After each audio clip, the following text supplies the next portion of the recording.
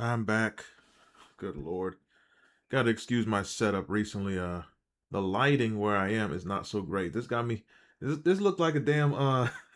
This is like some forensic files, and they're blacking out the person they're interviewing. So you got to excuse this. But at least I don't look Puerto Rican no more. Anyway, but it's got me looking blacker than Biggie. But DMX, one of the all time greats. Hold on. Good Lord. All right, one of the all-time greats, Earl Simmons. His name is Earl Simmons, ain't it? Okay, yeah, because E40's Earl Stevens. I don't really trust nobody named Earl, but um, DMX, he had many infamous moments in his career.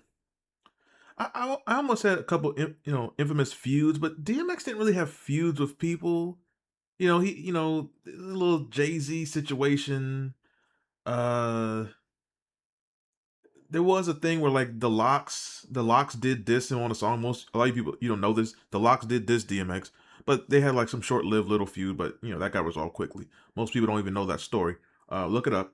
Um, but then when conflict, pretty much is Ja Rule. I can't really think of like any major, K Solo, but they're arguing over who wrote a song. I mean that's whatever. But DMX, one of the all-time greats and one of the great battle MCs of all time. I did a poll recently and I said, who would have won a battle, DMX or Styles P? And DMX won in a landslide. But you have people in the comments, I don't see how DMX could ever beat Styles P in a battle. Okay, are you an idiot? DMX rapped like a battle rapper. He was a battle rapper. DMX would demolish Styles P. Like, who are you morons in the comments? Anyway, hit the like button. Who are you morons? Hit the like. Hey, morons, hit the like button. Good Lord, did DMX ever clip his nails? All right. Now the DMX Ja Rule feud, DMX Ja Rule, they blew up around the same time. And people to this day are like, Ja Rule was a fake DMX. No, he wasn't. Ja Rule was trying to be a Tupac. No, he wasn't. Everyone's influenced by somebody. There's a difference between stealing and biting and showing influence or even reverence. Ja Rule, I never thought Ja Rule was anything like DMX. Oh, sorry. You're not allowed to be black with a raspy voice, so that means you're DMX. What are you talking about? They were nothing alike. And Ja Rule, if you paid attention, when people were saying they're kind of trying to compare him to with DMX and Tupac, that's when Ja Rule grew his hair out and had the braids, and he went to more R&B rap sounding. He purposefully, first of all, he wasn't trying to be or sound like them, but he purposefully said, okay, I'm not trying to be them, but let me go all the way in another direction. But a lot of you morons, you just listen to whatever 50 Cent tells you or whoever tells you on the internet. Because once again, you're in a follower society where people have no mind of their own. They have no perspective of their own. They have no composure in their speech. None of this. But DMX, who was very close to Ja Rule, but DMX took it personal because DMX around 2000, 2001, this is when that was like the peak of the whole people going to DMX, Ja Rule trying to act like you, sound like you, all that nonsense, people getting in DMX's ear. And then DMX would go off, and they had radio interviews where they went off on each other and all these type of things. But you know, it was very personal and loud and all these type of things. But Irv Gotti was the common denominator, and nothing was going to really ever happen because Irv Gotti was a major power player.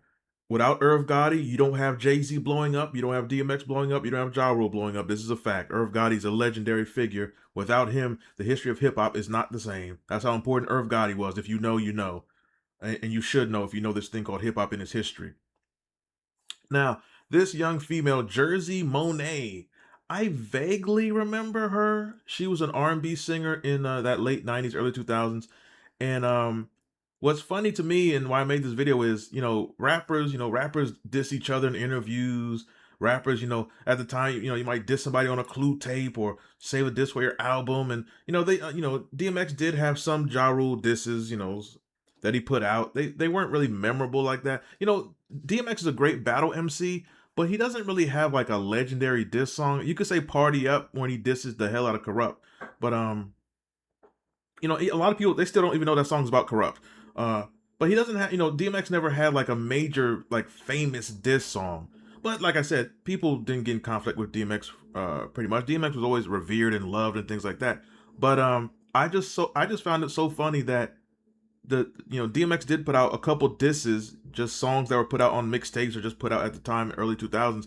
But one of the disses that DMX directed at Ja Rule, DMX got on an R&B song with Jersey Monet, and he dissed Ja Rule. Now this is kind of funny to me. It's a song called Most High, the remix.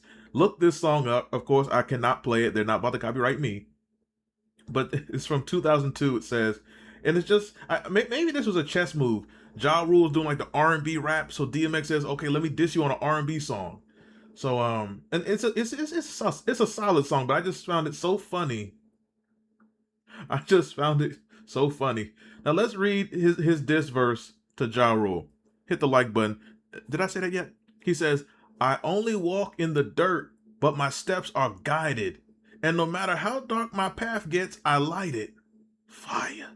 I ain't never been ashamed of the pain, can't hide it. Yet the road was rough, but I decided to ride it." Pause. "Step carefully, but half of me walk recklessly. That's just the X in me. Cats get popped like ecstasy." Now, right there, Ja Rule was well known to be on that E pill. I believe he even had songs about it. And I hinted at this before, but I'll say allegedly. Allegedly, not even allegedly, at this time in hip hop, and it still happens today, but for different things, a lot of rappers in hip hop have negotiated drugs as being like perks in their contract. Like there are rappers who are like, I'm not gonna go do a show unless they got this alcohol there. They gotta have these type of pills there. I ain't going to this unless they got. Literally, rappers have this in their contracts. And there are certain rappers around this late 90s, early 2000s, they would put it in their contract with their label. Any show I do, any studio I show up to, you have to have ecstasy there or I'm leaving. This is a real thing. This is a real thing. And Ja Rule was well known to be on that. He's well known. So this line that says, "Step carefully, would half of me walk recklessly. And that's just the X in me. Cats get popped like ecstasy." Subliminal right there. "Yo money just sound just like you. Yo money just sound just like you." That's people telling him that Ja Rule, we trying to sound like you. "Oh, you just an extra me. Give or let me fly or give me death. Give or let me fly or give me death. Words that I try to say with my last breath. And if my last breath ain't long, I thank the Lord for my life. That way my last breath ain't wrong. You not keeping money with the hood right there. You don't really want to go right there. You're going to get left right there. You be taking your last breath right there." I love how DMX, a DMX verse is introspective, then he disses you, then he mentions God, then he threatens for your body to be found somewhere. I love DMX, rest his soul. And this, you have to go listen to the song. The fact he dissed Ja Rule, this is a damn near a gospel song. You know what, Jersey, she might have been a gospel singer. It just tickles me that he dissed Ja Rule on an R&B song. I don't know how many of you have heard of this female, Jersey Monet, but apparently she did have some success. I think I don't know if she you call her a one-hit wonder, but at this time it's always been in music, but this is '02, man. There was so many like just lost, forgotten people or one-hit wonders or one album wonders that had real talent, and she could really sing. So I was like, well, I don't know. I never really, I vaguely remember her, sort of. But this is '02. When it came to like female, R&B hip hop, a lot of times when you got a female, it'd be Lil Mo, or I think Kelly Price still really doing music like that? When I think of Kelly Price, I always think of like the bad boy, Biggie, Puffy, that No Way Out era. But Lil Mo, around the time '02, Lil Mo, A Marie.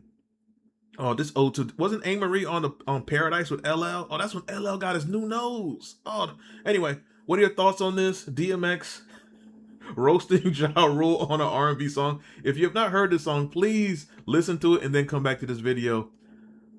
Rest the soul of DMX. Ja Rule's doing well. I wish he would have slapped Tony Yayo on that plane, but apparently that's like a federal offense, so can't always be entertained. Damn.